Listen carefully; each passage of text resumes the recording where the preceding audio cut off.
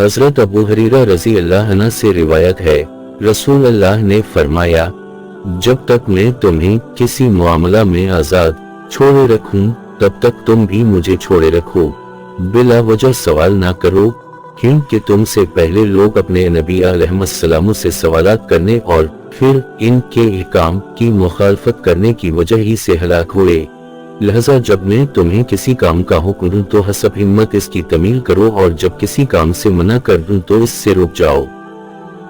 हजरत अबू हुरैरा रज़ी अल्लाह अन्हु बयान करते हैं, रसूल अल्लाह सल्लल्लाहु अलैहि वसल्लम ने फरमाया, ईमान की 70 से कुछ जायद शाखें हैं, इनमें से सबसे अफजल ये कहना है कि अल्लाह के सिवा कोई मबूद बरहक नहीं, और सबसे अदनी यह है कि रास्ते से तकलीफ दाल चीज को हटा देना, और है अभी ईमान की एक शाख है। मुश्कात अल-मिसाबी हदीस नंबर 5।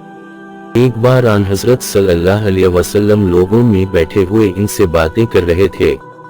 इतने में एक देहाती आपके पास आया और पूछने लगा कि क़यामत कब आएगी।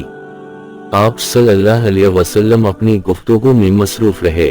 बाज लोग जो मजलिस में थे कहने लगे, आप सल्लल्लाहु अलैहि वसल्लम ने देहाती की बात सुनी लेकिन पसंद नहीं की, और बाज कहने लगे कि नहीं, बल्कि आपने इसकी बात सुनी ही नहीं। जब आप अपनी बातें पूरी कर चुके तो मैं समझता हूँ कि आप सल्लल्लाहु अलैहि वसल्लम ने यूं फरमाया, वो क़यामत के बारे में पूछने वाला कहाँ गया? इस देहाती ने कहा, हुजूर मैं मौजूद हूँ। आपने फरमाया कि जब अमानत ईमानदारी दुनिया से उठ जाए तो क़यामत कायम होने का इंतजार कर।